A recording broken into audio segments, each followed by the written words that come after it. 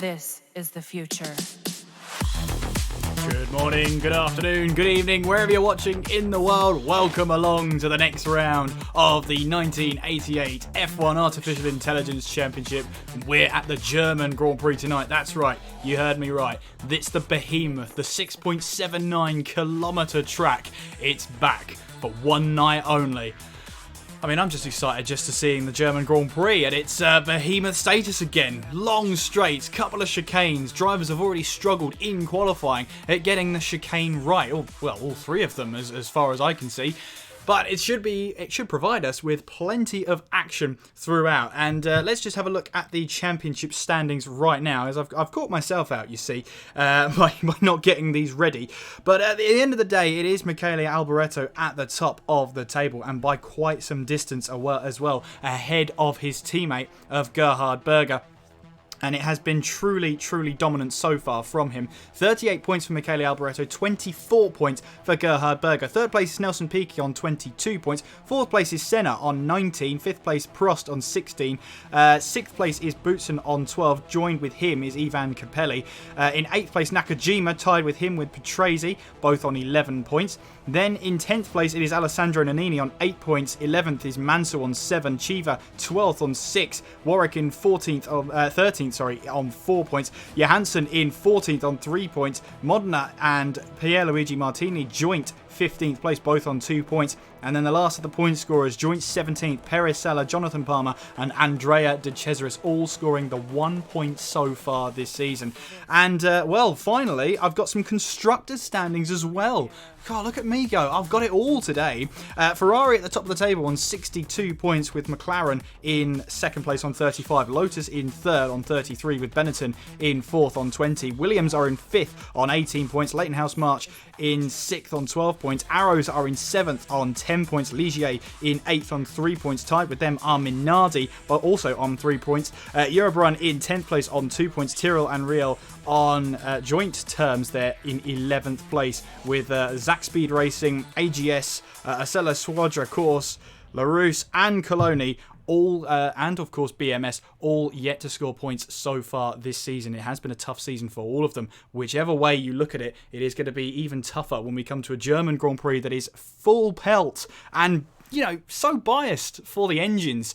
You would expect the Honda engines to do the best here today. However, as a special treat, we do have, I'm sure you know him if you don't already, it is, of course, Mr. Chris Buxton at King Kodiak _UK on Twitter.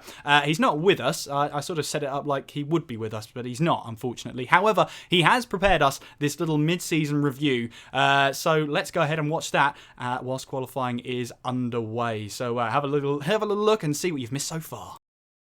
Now we are at the halfway stage in the AI Championship. Let's have a look back at how our 18 teams have done so far. Whilst the race is the mainstay of the championship, and of course where the points are dished down, the weekend is entirely utilised in the form of 3 free practice sessions. The first is held on the Friday morning and is used to give the car and setup a good shakedown. This essentially forms a rehearsal for qualifying, as we tend to see the one-lap pace of the drivers start to shine through. The second free practice session is after lunch on Friday and is a full race distance, giving the teams and drivers the opportunity to fine-tune all the important setup and iron out any gremlins that remain. The final practice session is held on Saturday afternoon and is used as the official qualifying for the race on Sunday. Michele Alboreto holds a comfortable lead ahead of his teammate Gerhard Berger, with the Ferrari team holding a commanding lead of the AI Championship so far. But were the championship based on the performances in the practice sessions, the championship would be a very different beast indeed. McLaren would have won every round so far, indeed having 5 1-2 finishes, and the Ferrari pair a very distant third. So let's have a look at our team's progress so far in reverse championship order.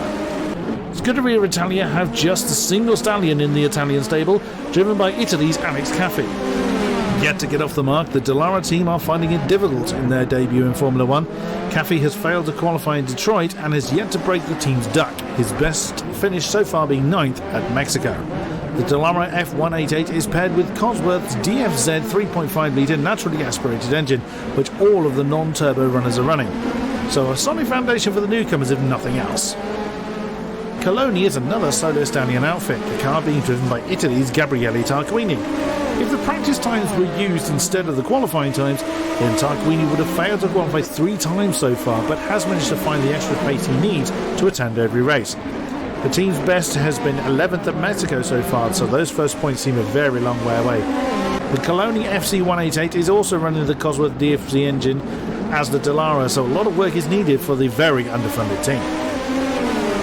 The race has had a dismal season so far, only seeing the grid 4 times so far. Francis Philippe Alliot has only seen the grid once, which was at Detroit where he crashed. His compatriot teammate Yannick Dalmar may have been on the grid for more occasions, but 16th remains his best score. Team owner Gerard may be ruining the decision to run Lola's LC88 with the Cosworth DFV engine, as his team were point scorers last year. Senna have been propping up the rear of the grid for the past 8 seasons, having only scored 5 points across those years. Italy's Nicola Larini drives their only car and has failed to qualify 3 times so far this season. The FA1L is proving its namesake correct and is running a modified version of Alfa Romeo's 890T 1.5 litre V8 turbo engine, which is now in its 6th year of competition. AGS is another single car team with Frenchman Philippe Streff at the helm. This is the team's 2nd full year in the sport and currently has no title sponsor, so money is very tight for the Italian squad.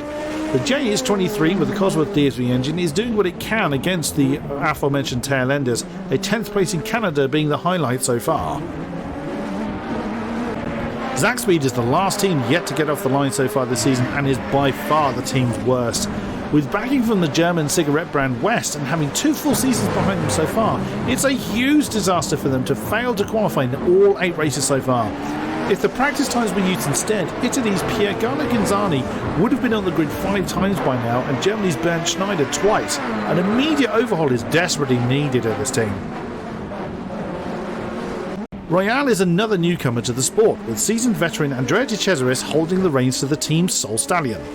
The ARC01 is paired with the Cosworth DSV engine, and it hasn't had a great run of success so far, but De Cesaris' experience really has paid dividends on the Street of Monaco, where he was able to score the team's only point by finishing 6th, which should provide the team with some much needed funds as they remain ahead of their fellow newcomers at the end of the season. Ken Tira's team has had a lot of difficulty in recent years, and 1988 has been one of the most testing so far. All British drivers, Dr. Jonathan Palmer being the only point scorer for the Tyrrell team, with the 6th place at Mexico, and debutant Julian Palmer yet to get out of the Doctor's shadow. Had the practice times been used instead, Palmer would have scored 5 points so far, and the Tyrrell 17 with the Cosworth engine being a challenge to get set up in the right way. Eurobrun were hoping to capitalise on success in other categories, but the realisation of Formula One's unique challenges has hit the newcomers hard. Argentinian Oscar Laruri and Italy's Stefano Modena are also newcomers to the sport, yet Modena did manage to score the team's only points so far with 5th place at Mexico. The ER188 is rumoured to be very overweight, but the team are working well to improve this car, which also runs the Cosworth DFZ. Minardi are having their best season to date with a double points finish at Detroit, Italy's Pierluigi Martini and Spaniard Luis Perez Sala coming home 5th and 6th respectively. It's been a lot of work for the Italian Minos to get off the mark in Formula 1, but they personify the benefit of persistence. The Minardi M188 and the Cosworth engine has really seen some good development this season, due in no short amount to the new title sponsor. Ligier are still hanging on in there, a very long way away from their glory days of 1979 and 1980 with Jacques Lafitte. Still, Sweden's Stefan Johansson did manage an excellent 4th place in Mexico in the team's JS31 using a new Judd CV 3.5 litre V8 engine. Veteran driver René Arnoux has not got to grips with the car so far, finding the naturally aspirated engines of this era a lot to take on board. Arrows have come a very long way from their beginnings, scoring points in 4 rounds so far this season in the hands of America's Eddie Cheever and Britain's Derek Warwick. Warwick in particular would have loved to have used the practice times instead, as he would have brought home 11 points, Cheever's 2.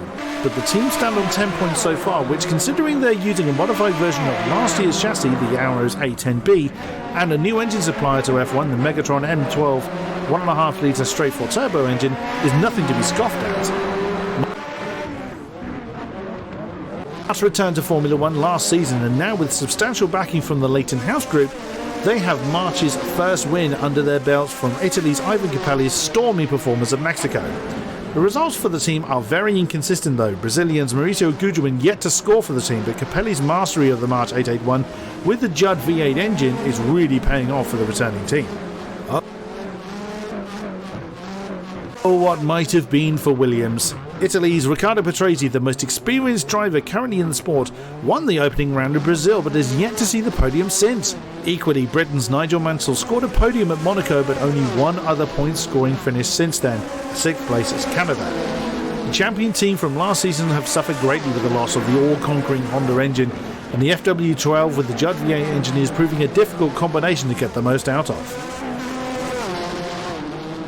Benetton is only in its 3rd season of the sport and have seen the podium 3 times so far this season. A pair of 2nd place finishes for Belgium's Thierry Boutsen and a 3rd place for Italian Alessandro Nannini. The B188 has proven that the Cosworth DFZ can bring in the results despite a number of other teams really struggling with this engine. Hopes were riding high for Lotus before the season began, signing the current champion Brazilian Nelson Piquet and having sponsorship support from Japan's Satoru Nakajima. This was a golden chance for the marque to recapture the glory years, but as of yet it hasn't come about. The 100T with the Honda RA168E 1.5 litre turbo V6 has all the right ingredients and do have a win and 3 podiums under the belt, but the expectations still hasn't quite been met. Time will tell if they can fill in the gap. The McLaren has proven that the AI Championship of 1988, they have a great recipe. Brazilian Ayrton Senna in the form of his life, along with the professor himself, Francis Alain Prost. In the practice sessions, the MP44 with the Honda turbo engine has decimated the field, and at times only the McLarens were on the lead lap. Such has been their practice pace advantage, but they have made numerous mistakes so far and are doing everything they can to throw away what could have been their best season to date. And finally, Ferrari. The consistency from the Italian giants has been astounding. 4 wins, 2 each from Austria's Gerhard Berger and Italy's Michele Alboreto, the current championship leader. 9 podiums so far this season. The Ferrari F187/88C and their own turbocharged engine has proven a near invincible combination this season. It's not the first time Alboreto has led the championship, but could this finally be his year? The season has been thrilling so far, and the second half will no doubt follow suit.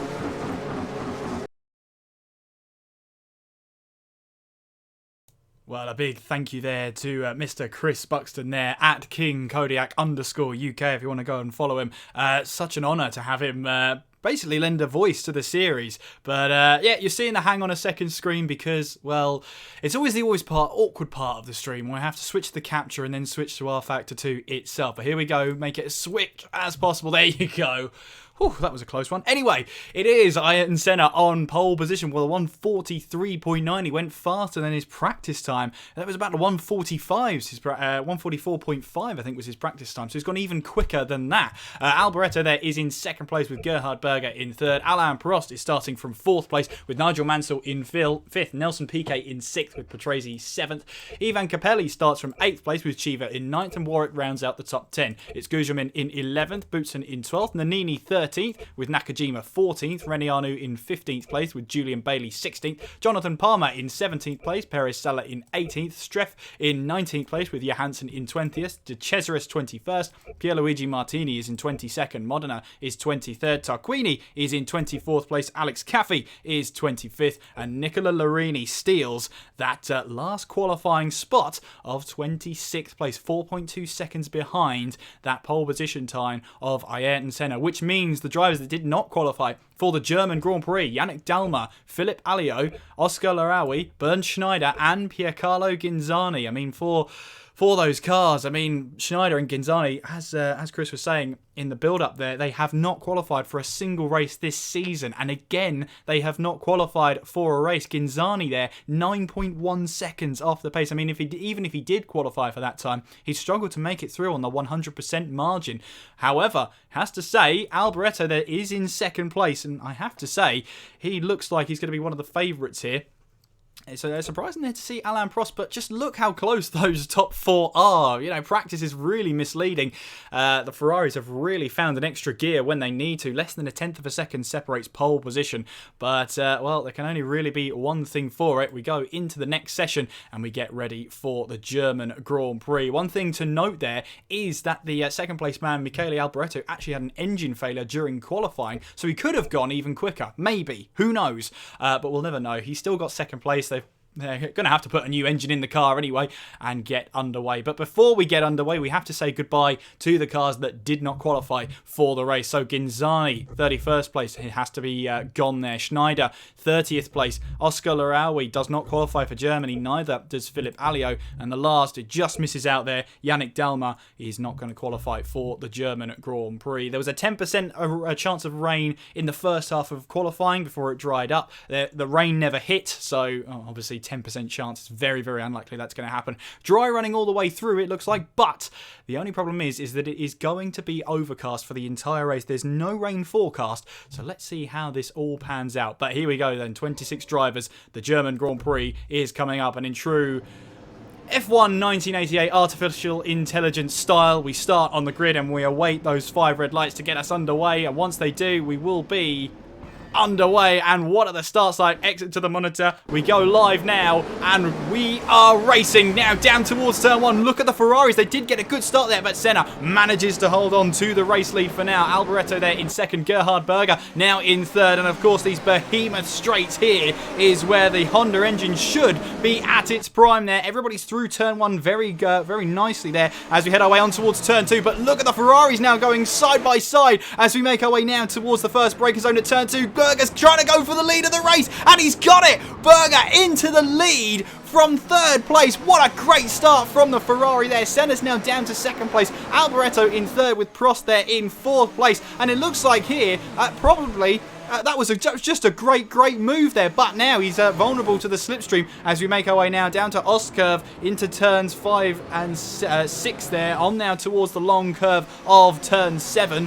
And now onwards now towards the back straight. Now another chicane coming up. Rem chicane Zwei, I think they say it in German. But look at this then. You've got Alain Prost here, who is under pressure here. You can see the camera angles, at least from a distance, aren't very good. But he's looking for a move up the inside in towards the second chicane. But he can't get the move done. Nelson Piquet, meanwhile, looking to try and take full advantage through turn 10. Can't quite find the way through. But you can see there, Prost was really ready and waiting to get that move done. Just couldn't quite do it. Piquet right hot on the McLaren's heels there in 5th place. Mansell is rounding out the points at this moment in time in 6th place, with Derek Warwick there in 7th, Capelli in 8th, Chiva in 9th with Patrese in 10th, Gugelmin in 11th place, Nannini 12th, Boutsen and Nakajima going side by side in towards Sachs curve of turn 12. And in fact, I think, oh, that's Bailey off of the chicane there, almost collided with his teammate. He's still going off the track, left, right and centre here. He's just about held onto it. His teammate there will not be happy with that at all. We've got multiple cars coming into the pit lane. I wonder if they've all got damage. Of course, there's no pit speed limiter, and yeah, you can see there Tarquini himself has no rear wing whatsoever at all. We'll have to see what that race start was like. But look at this, Gerhard Berger and Ayrton Senna going side by side. One of them was onto the grass there as we now make our way in towards Bremschicane 1 and into turn 4. Now onwards towards turns 5 and 6, the Ost curve. A slightly shallower chicane, but we should not underestimate it whatsoever. Riding on board with Senna as he looks to try and close in on Gerhard Berger. Will he go for move down the inside? No, he won't. Stays behind the Ferrari for now, but under immense pressure now is Gerhard Berger. Prost, meanwhile, has got past Michele Alboreto, so the Ferrari falls to 4th place. Piquet there in 5th place. Mansell under pressure from Derek Warwick. Now, we've seen in the series so far that the Arrows cars, that Megatron engine is mighty down the straights. You can see here Warwick now going side by side with Nigel Mansell, and it's just about in the distance there, but you can also see the Ferrari and the McLaren still going side by side through the second chicane. Not quite done there for the Ferrari. Warwick, meanwhile, moves up a position and into the point ahead of Nigel Mansell. Nelson Piquet, meanwhile, looking to try and get away past the Ferrari of Michele Alboreto, who, of course, has a new engine in the back of that Ferrari after it blew up in qualifying. And there you can see Derek Warwick there in 6th place. If we get a chance and see if we can see what happened in that dramatic start to this race, let's have a look and see how far we can go back, I wonder. Well, we first have to be in replay mode. That would help. Ah, look at that. It was a pile-up there in towards Ost curve. And, well, there were many drivers who just could not avoid that one whatsoever. Let's see if we can see who caused it. Maybe we can see who caused it up ahead. Well, Benetton loses a bit of front wing. So let's see what happens there. Oh, there was contact in the background between Nakajima and Thierry Boutsen. I think that's the chain reaction that started it all. Nakajima goes up the inside, opposite lock. Boutsen hits the wall there, or at least the tyre barrier, and loses that front wing. And it just sends a Constantina behind. And unfortunately for those drivers behind, they just do not have any chance of avoiding that damage whatsoever. Senna still leads from Berger, Prost, Alboreto, Piquet and Warwick there is in 6th place. So a very interesting start indeed. In fact, whilst we were looking at the replays there, Eddie Chiva has moved ahead of Nigel Mansell into 7th place he goes. So at the moment, the Arrows cars are still scoring yet another point in this series. Great stuff from them. Nannini is in 11th, Nakajima there in 12th place. I wonder if that will be investigated by the stewards after this race. Well, for now, he doesn't care, because look at this. He's alongside the Benetton Ford as we head our way towards the second chicane, and he's got the move done. That Honda engine is so powerful around here and in towards the second chicane, or at least it's called the second chicane. Nakajima gets the move done. Yes, it's chicane 2, but it's the 3rd chicane on the track. Just don't worry, gloss over it. I have already. Chiva there still in 7th place. Let's have a look at the top of the order. Still Senna leads then as we make our way in towards Sud curve here through 14 and then through turn 15. Onwards now towards that start-finish line. Senna then still leads here at the German Grand Prix. He starts the 4th lap of this race. Remember, 22 laps. We only run half distance of the scheduled distance raced, not the actual distance race. But the reason why is because of the Brazilian Grand Prix in the real-life season. Of course, it was scheduled to have 61 laps there. But obviously they only ran 60 laps, so that's why we had to take that into account there. Tarquini has rejoined there in 26th, but he's way, way off the target right now. I mean, one of those things he just couldn't do anything about, just that Constantina at the first chicane, and well, it wasn't even the first chicane actually, it was at Ostkurve, so turns 5 and 6. But the Constantina there has cost him dearly. Alboreto is still there in 4th place. PK there is doing a mighty job right now. 5th place right now in the race. And as you can see, it's a very, very narrow chicane there at Ostkurve. It was always going to crop up something there. Mansell's now down to 8th place with Capelli in 9th. Nakajima is now past Riccardo Patrese. That's for 10th place. Let's have a look how that happened. Well, I'm assuming it's slipstream and a little bit of engine power against the Williams here. We'll see Nakajima closing and closing loose to the right-hand side. And that was probably going to be one of the easiest moves he's going to make with that engine power. The Williams tried to hang on there, actually, but Nakajima shut the door on the entrance to the chicane and got that move done. He now moves up to 10th place with Capelli now in 9th. So he's looking to try and sort of stay up the order as much as he can. A race win to his name this season at a very hectic Mexico Grand Prix. Hectic is pretty much an understatement. Any other word that's stronger than it will suffice. Berger still trying to chase down Ayet and Senna for the lead of the race. There is Prost in 3rd place. There you can see the standings at this moment in time, and you can see where the divide is. Well, the divide starts with Thierry Boutsen, who had to make a stop to make some repairs. Strafe there in 22nd place with René Arnoux 23rd, Pierluigi Martini 24th, Johansson in 25th. But there is Tarquini, who's being lapped by the Palmer and by I believe that is Perez Sala. I was about to say Bailey, but it's not. But look at Perez Sala now trying to get a move done on Jonathan Palmer as we made our way down towards turn 1. Quickly realised that door was closing, but now he's trying to get past this back marker. And one thing's for sure, these long straights allow back markers to simply let the car drive through, but it's not always as simple as that. We'll have to keep an eye on how that develops throughout the race. Senna still leading, immense pressure from Gerhard Berger behind. Prost is closing in, Michele Alboreto 4th, PK in 5th now. Here we go then, a battle between the arrows as we head in towards Ostkurve. But they just about hold it together. They've got a point on the board at the moment. Well, 10 points in total, but they've got a potential point on the board right here. As you can see, Chiva in the slipstream of Derek Warwick looking for a move then as we head towards Brem Chicane 5. Look at him on the left-hand side, but realises he can't make that move stick. He has to stay behind Warwick right now. But great for the Arrows cars. They are just getting that margin over Nigel Mansell in 8th place there. Nakajima has got away past Ivan Capelli and moves now up to 9th place. Just a bit of a correction on myself last time out. I said that 4th place Nakajima had at the last round at the British Grand Prix was the best result he's had. That was a lie. He has got a podium to his name this season. He does have a 2nd place to his name. So I do apologise, Satoru. You have got a better result than 4th place so far in this series. Senna still leads then on the 6th lap of this race with Berger right behind him. Prost there in 3rd place with Alboreto in 4th, PK 5th. Chiva still now in 6th place, but he's under pressure from Derek Warwick. In fact, I think that's a change of positions there, so Chiva is up a position. Mansell is in 8th place, but Nakajima is in 9th. And you've already seen this Honda engine do wonders. What sort of qualifying did Nakajima actually have? Well, he's side by side with the Williams now as they make their way on towards Brem Chicane 1. He's on the inside, on the right-hand side, and the Williams has to concede the position there. Meanwhile, Chiva and Warwick also battling through Brem Chicane 1 there. And Chiva coming out on top at this moment in time. But the Arrows are still battling. No team orders whatsoever there as Mansell desperately tries and fight Nakajima as we head down towards Ostkurve here. But the engine power in that Williams is just not enough at all down these straights. And at a power-hungry circuit, you are always going to struggle if you're down on power.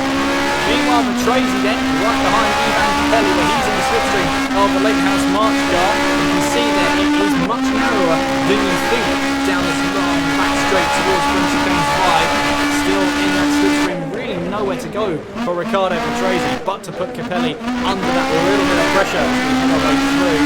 Try and get a better exit out of French out of turn 2. You can see that Petresi not quite brave enough just yet to try and move down inside in towards turn 11. You can see that the Williams stays behind the Leighton House March car, and that could cost him in the long run. Nakajima, as we saw, ahead of Nigel Mansell. Chiva trying to pull a margin over his teammate, but we're seeing some race leaders come in. In fact, Berger is the only one that stayed out. Senna comes into the pits on lap number 7. So too does Prost.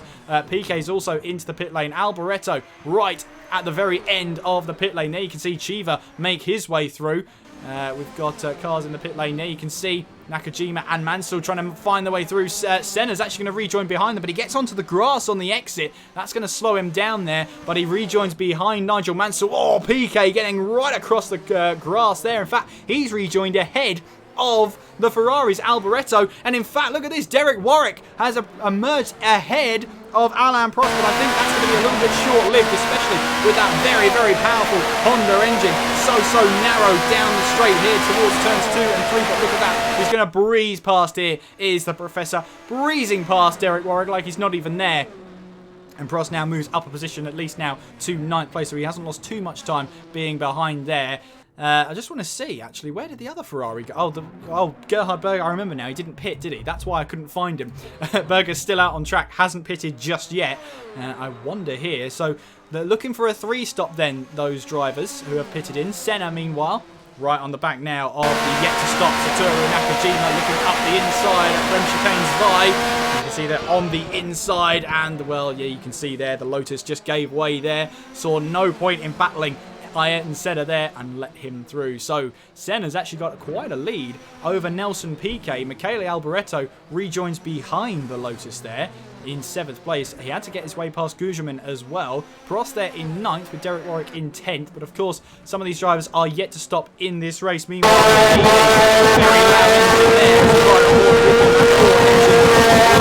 hold as loud as it can. Down the inside he goes! What a move from Alessandro Nannini. Oh, he's on the grass. Oh, just about kept a hold of it there. How on earth did he keep a hold of that one? Wow. That was quite incredible there from Alessandro Nannini.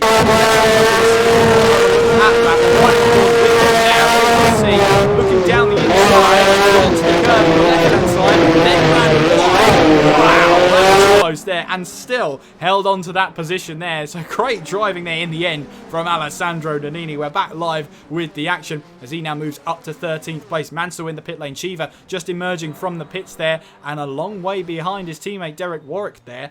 Could that be a sign of things to come? Is the undercut so powerful? Meanwhile then, Gerhard Berger has re-emerged pretty much right behind Ayrton Senna. Obviously he's lost a little bit of time in the pit lane because of that undercut that Senna performed. However, you have to say that Senna has tried his best to get a gap on there. It's sort of worked. He's got a bit of a gap, but I tell you what, Piquet, Alboreto and Prost must have been held up in the pit lane. They must be running longer on this next stint here. Might have more fuel in the car at that point, so we'll have to wait and see how that goes. But Senna now still leads here at the German Grand Prix on lap number 8.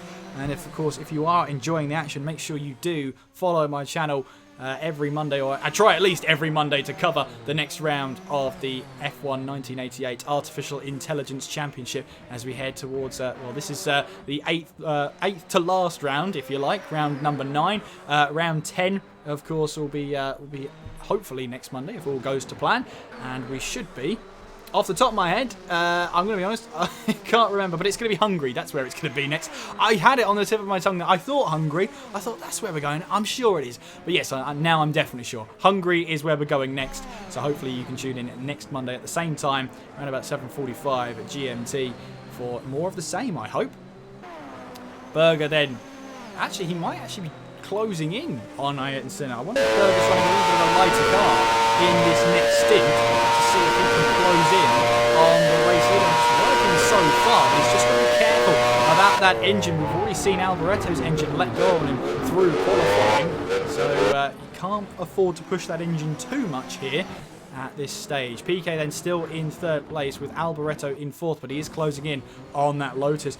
And Alain Prost, I'm not sure what's happened in that pit stop, but he lost a mountain of time. Derek Warwick there in 6th place, Chiva 7th, Capelli in 8th, Mansell 9th, Nakajima there in 10th place, Nannini 11th, Gugelmin in 12th, Pedrezi 13th, Perez Sala 14th, Palmer in 15th, Bailey 16th, Larini in 17th place, De Cesaris in 18th, Modena in 19th, Caffey 20th, and there you can see Arnoux in 21st, Boutsen 22nd, Martini 23rd, Johansson 24th, Streff in 25th, and Tarquini into the pit lane in 26th place, the last of the runners right now. But look at this battle. In fact, Berger's ahead.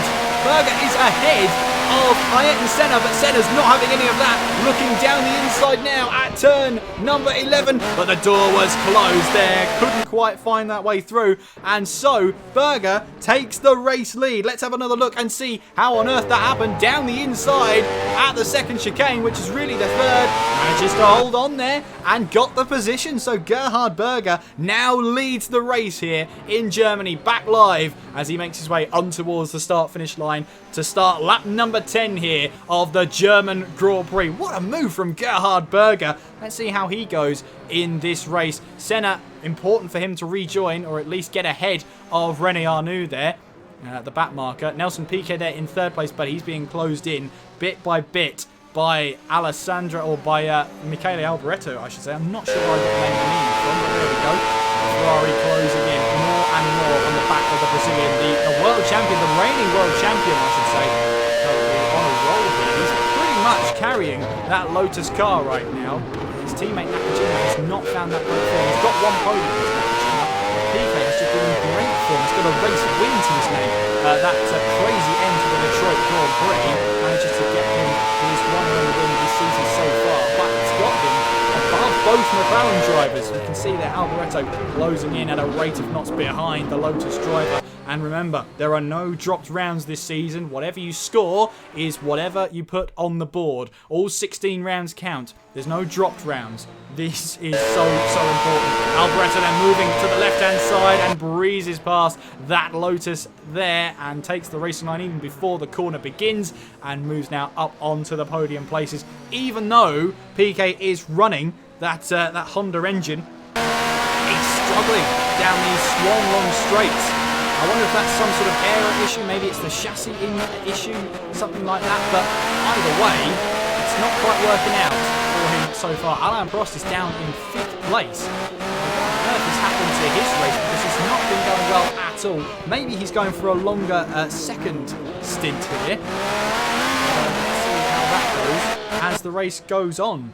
And as the race goes on, you can see here Berger is extending his advantage over Ayrton Senna bit by bit, lap after lap. Gerhard Berger, that last lap was a 144.3 compared to Senna's 145.0. So Berger is on a massive charge right now, heading on towards the next series of corners. And of course, Bremschicane Heinz heading in towards turns 2, 3 and 4.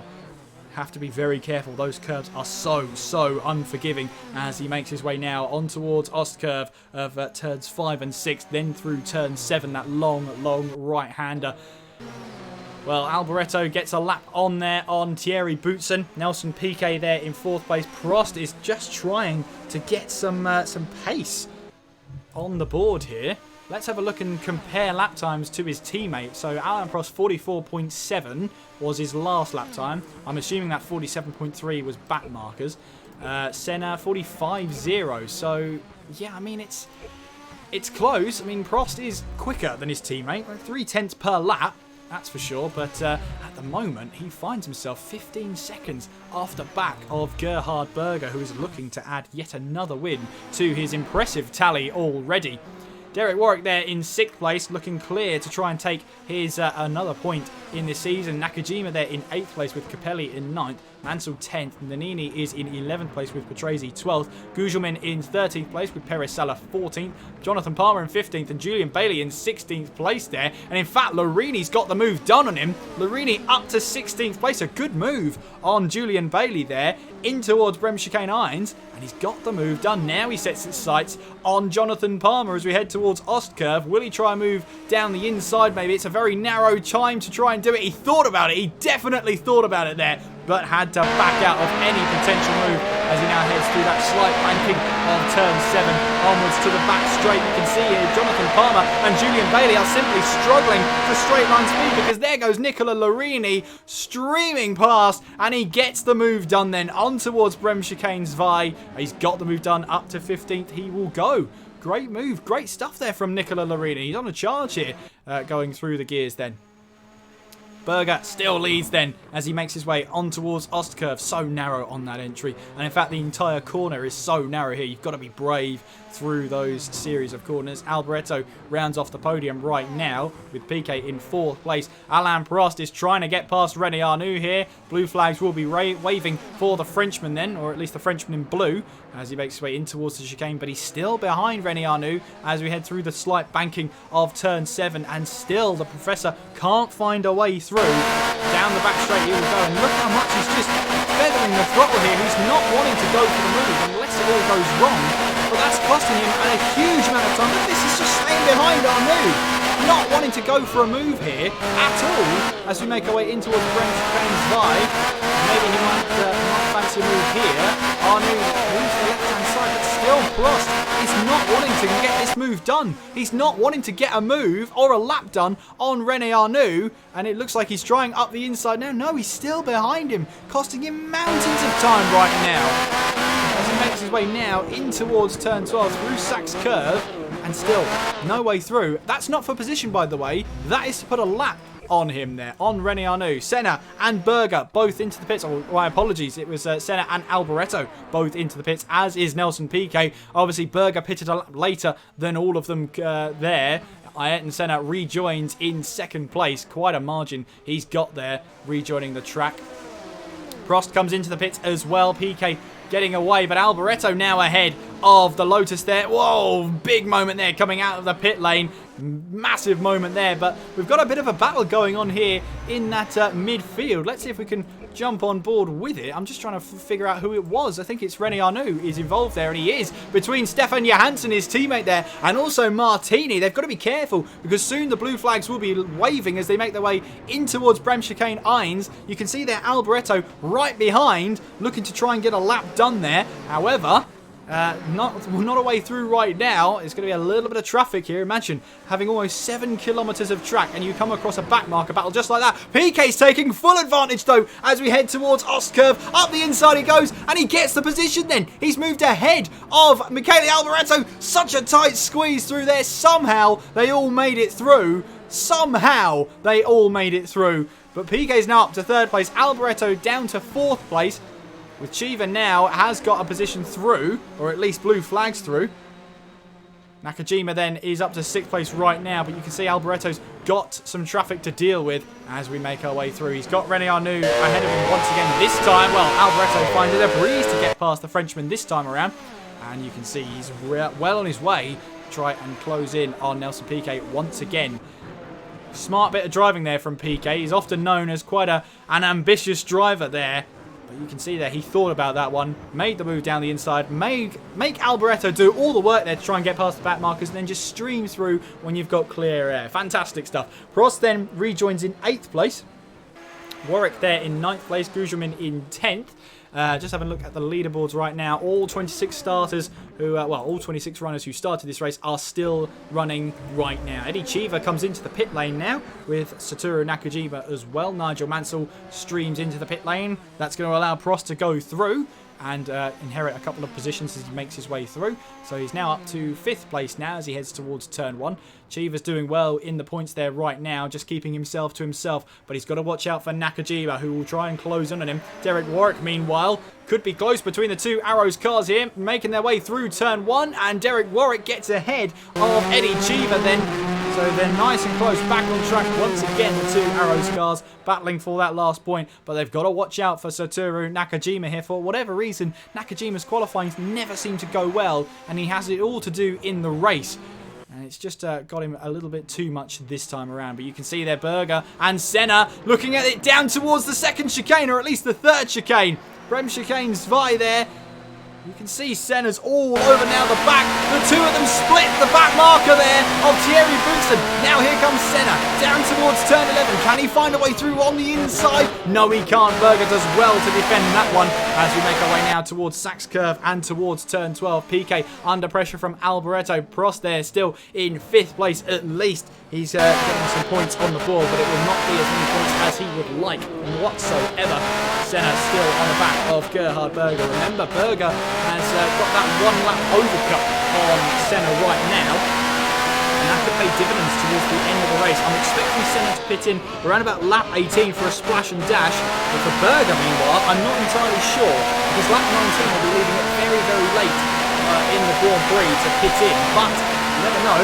A light car, and especially with that Ferrari that's been so good this season, you never know what could happen here. Making our way onto the front again. Senna going for a move there down towards the first braking zone in towards turn 2. On the outside for turn 3, then on the inside for turn 4. But he still can't find that way through. Still behind the Ferrari. Long acceleration point now as we make our way towards Oscar. But again, right on the back of Gerhard Berger. But this time he's backing out of it. They're maybe not confident to go for a move through Oscar. But I'm not surprised either. Oh, taps the back of Berger then in towards turns 5 and 6 there. Now through the slight banking of turn 7 onto the back straight as we head towards Brem Chicane's Vi. And you can see there Senna must be running a lower fuel here. Thought about a move then, but Berger plants his car pretty much in the middle of the track. No way through for Senna at this moment in time through Brem Chicane's Vi. He's going to try anyway down the inside. Now around the outside in towards the chicane, but still behind there. Gerhard Berger still could not find that way through, and he's lost a little bit of time there as he headed towards Brem Chicane's Vi. Onwards now towards turn 11. Still not a way through for him just now. However, you can see there Senna is looking for that move there. PK meanwhile right behind Alboreto, but you can see they're just not quite the engine power to put up a fight against Alboreto. He falls down to 4th place there. Still, that's ahead of Alain Prost, who has really fallen off the radar. He's just not had a great race at all. Look at this battle then for the last point scoring position of the race. Derek Warwick in 6th place, Chiva in 7th place, and there is Satoru Nakajima in 8th place. Let's have a look at this battle as it develops then. Heading down towards turn 11, you can see Chiva there looking for a move up the inside, but the door's closed there. No way through for Eddie Chiva as we make our way now towards Sachs Curve in through turn 12, and still Warwick in that points paying position as we head through 13 and 14, that chicane there, and then onwards towards Sud Curve through turn 15, which is all one corner. On towards that start finish straight. Derek Warwick still in that points paying position on towards turn 1. It is lap 16 of the German Grand Prix out of 22. And from my recollection, Berger is still leading, at least for now. But you can see they're right behind Tarquini here as we make our way through turn 7. Onwards we go, but they finally get their way through. On board with Ayrton Senna as we make our way towards Brem Chicane's Vi. Looking for a move down the left-hand side, down the inside. Berger hasn't defended it as well as he did the last lap. He stayed on the right-hand side, Senna up the inside, around the outside for the next part, but he should have the inside line exiting the corner. But again, Berger holds on to the lead of the race then through turn 10. And it just seems like he's letting Senna go down the inside because the outside line for turn 10 is so powerful. Senna looking for a move up the inside of turn 11. No door open there for him. Has to stay behind once again. But that is strategic there from Berger. He's got Senna exactly where he wants him, up the inside there. Because although Senna has the inside line, when you go through turn 9 there, around the outside, if you're on the inside, you have to lift off because the car's still there on the outside. And Berger's using that to full effect there. Senna's not risking pretty much putting the car into the Ferrari there. And he has to stay behind for now. Alboreto then in 3rd place with PK in 4th. Alain Prost in 5th with Derek Warwick still in 6th place, battling away the two teammates of the Arrows cars, making their way in towards turn 11. Eddie Chiva's got up the inside in towards turn 11. Has he got the position done? You bet he has. Chiva moves up into the points paying positions through turn 11. A lovely move there from Eddie Chiva. And he's now got that 1 point to his name as it stands. But Nakajima will have seen that. He's still right on both of their tails there. Let's see how that develops. PK still putting pressure on Alboreto through Brem Chicane Ines there. Got to be careful on the exit, has Nelson Piquet, as we now make our way along that long straight. Meanwhile, Senna has retaken the lead at long last. He's got away past Gerhard Berger. Let's see how the battle between the two podium contenders goes through Ost Curve.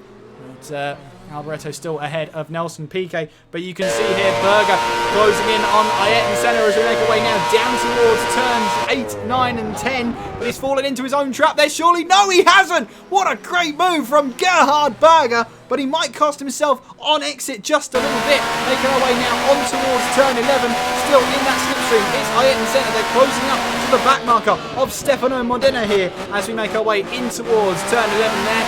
Onwards now towards turn 12 and Sachs Curve. Senna still right behind that lead car of Gerhard Berger. Meanwhile, Michele Alboreto has some back markers to deal with. We've seen already how Nelson Piquet takes full advantage in towards the left-hander of Sachs Curve. He goes. This time, he just chooses the wrong option and gets stuck behind Tarquini. Oh, onto the grass goes Piquet, and he collects the back marker there. They both go around at turn 13 and 14, and Piquet finds himself onto the grass. He just tried to overcommit, and unfortunately for him, that is his, I think that's his own mistake there.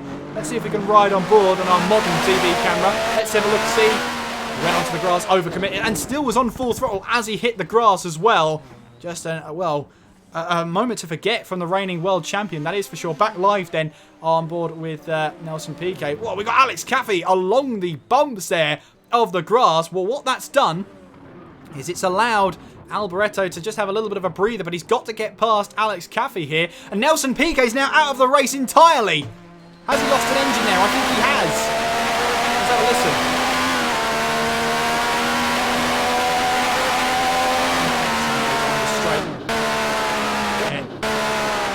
That sounds like gearbox to me. It could be. But Piquet comes to a stop.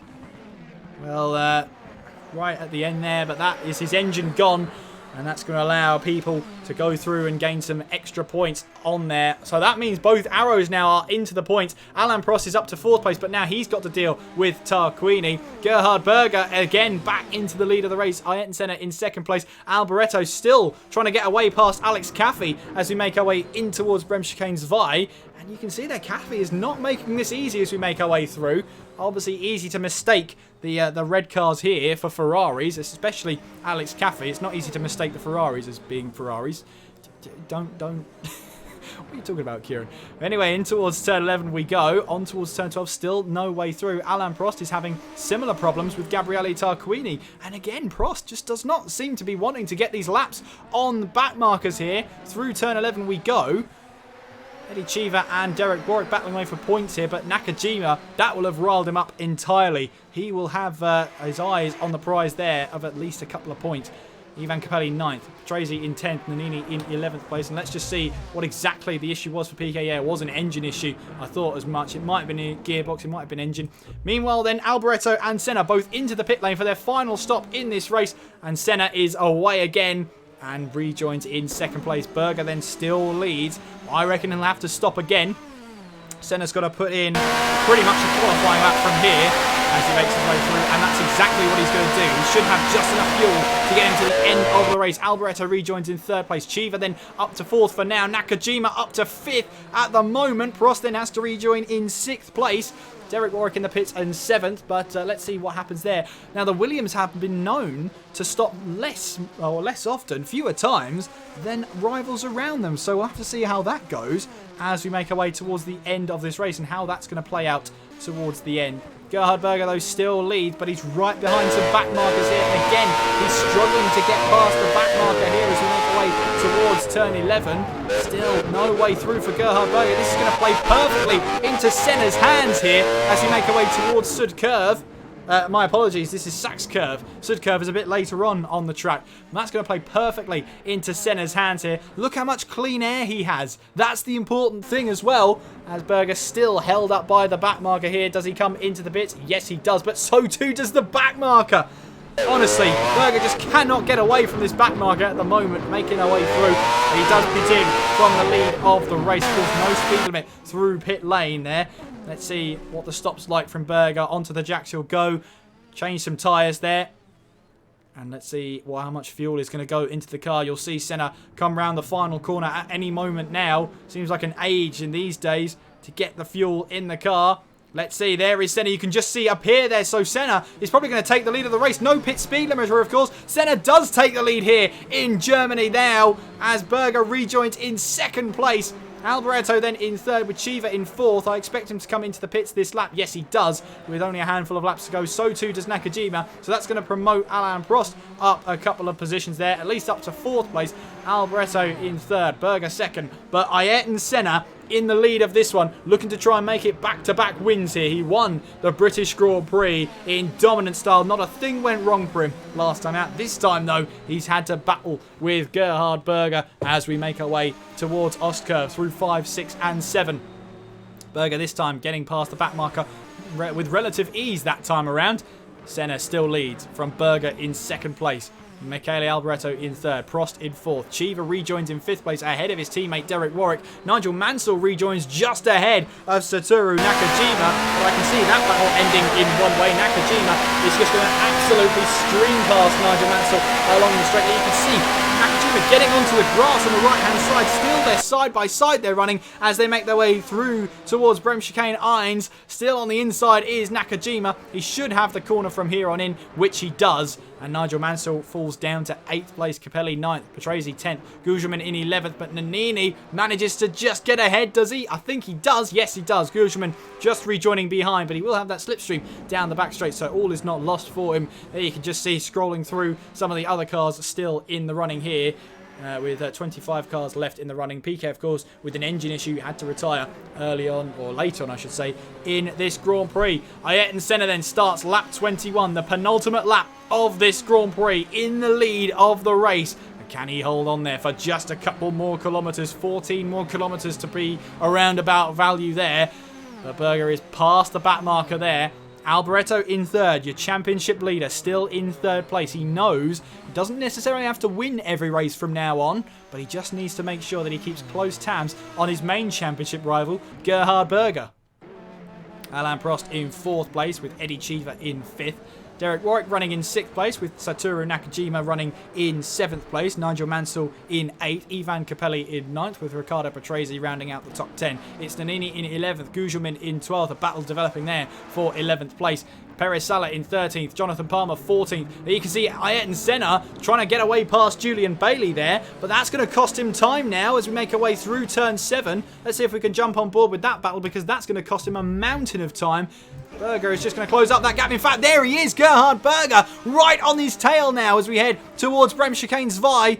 And Senna's, well, patience there might have cost him just a little bit because that gap has seriously closed up this time around. Berger can really just see that rear wing of Ayrton Senna as we have less than 10 kilometres to go now, heading on towards the final couple of corners. In we go through turn 11, onwards now towards Sachs Curve through turn 12. Hopefully you have enjoyed tonight's action. I certainly have. It has been a fantastic race. And if you want to see more from the championship, make sure you follow my Twitch channel.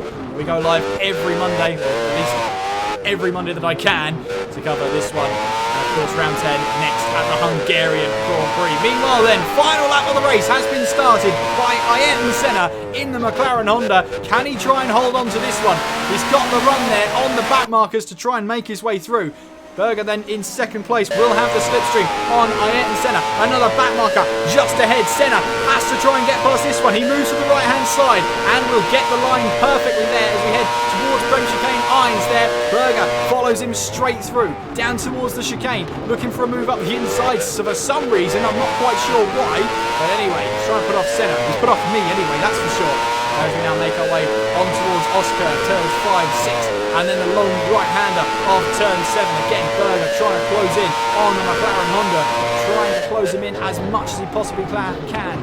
Braking as late as possible there, in towards Oscar now, through the long right-hander, and you can see how close Berger is behind that McLaren Honda. This is going to be so close. Will Senna defend with all of his might there? Berger moves to the left-hand side as he make our way now down towards the chicane.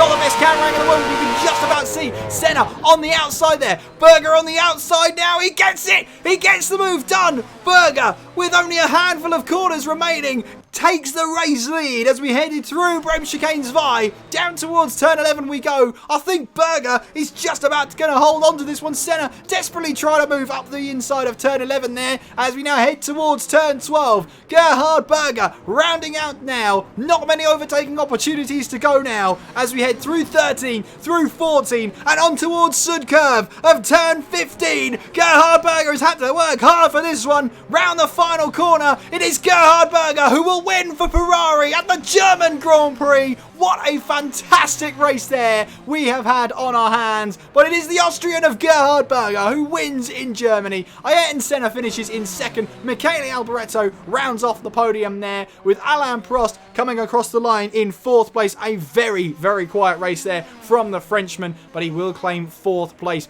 Eddie Cheever making his way through. He's going to try and claim 5th place if he can get the car, of course, to the line. And it looks like it's going to be another double point score finish for the Arrows team. Not many times we've had the top 6 have been 3 teams. Or 6 drivers from 3 teams. It's been quite incredible. Not many times that's happened. I think that might be the first time this has happened. But Cheever makes his way towards the line to grab 5th place in the German Grand Prix. And Derek Warwick is going to grab 6th place with really good driving there. Nakajima crosses the line in 7th place. Nigel Mansell crosses the line in 8th place with Ivan Capelli crossing the line in 9th place, just ahead of Riccardo Patrese there. But Capelli across the line then to take 9th place in the race.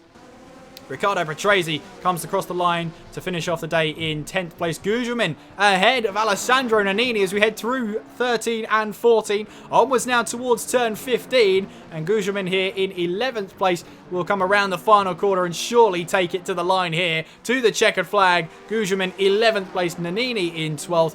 Perez Sala, I believe, has finished the race a lap down. And that is the case. Yes, he has finished a lap down. So, well, just under... And I mean just under 40 minutes of racing we have had today. And there is your race winner after it all.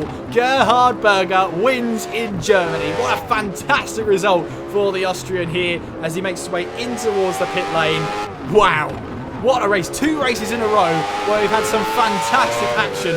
And, well, it really makes you happy when the AI actually have some great races on their hands. Senna finishes the race in 2nd place. So close to taking back-to-back victories there. Michele Alboreto parking the car up then in 3rd place. In fact, there we go. He's found... I thought he missed his pit box, but there we go. 3rd place for him there. Alain Prost will, well, a race to forget really for him. But Eddie Cheever, 5th place. Derek Warwick in 6th place. Great driving from them both there. They had a great battle between the two of them as well. But Cheever comes out on top in the Arrows battle there. Nakajima finishing the race in 7th place. Nigel Mansell in 8th. Capelli there in 9th place. Over the one retirement then, Nelson Piquet retiring on lap 18 with an engine issue. And, well, that pretty much wraps it all up. Thank you as well to Dante Corsi, who has followed the channel. Much appreciated. Hope to see you next Monday for more of the same. And, of course, if you do want to see more action here as well, that was someone actually... I think someone's engine has just let go in the pit lane. Not quite sure who, but in any case, well, what a time for it to let go anyway. Pass the checker flag in the pit lane. Why not? Why not let the engine go? But yeah, if you want to see more of the same at Hungary by any means, make sure you do follow the channel. We'll be live next Monday for more of the same, and we'll be able to see what happens later on. Well, there could be a reprimand in the post there for Nelson Piquet for his antics at turn 14 and 15. But well, I have to say, I don't think it will be... I think it'll be more of a slap on the wrist than anything else. Maybe a fine as well, because in the end he did retire with an engine failure. And Tarquini, well, ended up 2 laps down anyway. So I can't see much action being taken. However, that is probably where we should wrap it up, with Gerhard Berger taking yet another win in the championship and closing up that gap between himself and Michele Alboreto by a very important 5 points. I believe the gap now between Michele Alboreto and Gerhard Berger comes down to 9 points, but I'll have to confirm that later on in the week. And of course, thank you very much for watching. It's been an absolute pleasure. If you've watched it all the way through, you'll have seen some fantastic action. Hopefully, it's all the more reason to come back when we go live in Hungary next time around. Always the awkward moment of going over to Streamlabs and making sure I get this screen up here. There we go. It's the problem with not having two screens. It's just annoying at the end. But, well, I have to say, what a race. What a race. Absolutely brilliant. And, of course, if you do want to have more of my antics, well, I do commentary elsewhere. I'm talking TTL F1, One Hub Racing when it comes back, and of course AOR PS4 F1. So if you want to go and follow me on Twitter, you can. It is at KS McGinley. Thank you as well to Ryan M, who has followed the channel as well. Great to see it. 20 followers. Yes, get in. Thank you so much for helping me achieve that one. And hopefully I will see you next time around in Hungary. But, well, I just have to recover from that one. What a race. What a great race. And I'm so happy that it all came together. And finally, it just seems like the AI actually are racing against each other. It is fantastic to see. And hopefully you will join me next time around. But until then, I should probably leave you off with the ending song. That'd be quite nice. It's normally the ending song anyway. But anyway. Wow. I hope you can join me in Hungary for more of the same. Championship standings will be updated on my Twitter, probably right before the next race, about 6 or 7 hours before, because that's when I get the time to do it. But in any case, thank you very much for watching, and hopefully I will see you in Hungary. Until next time, thank you very much for watching. I've been Kieran McGinley. Take care of yourselves, and I will see you next time.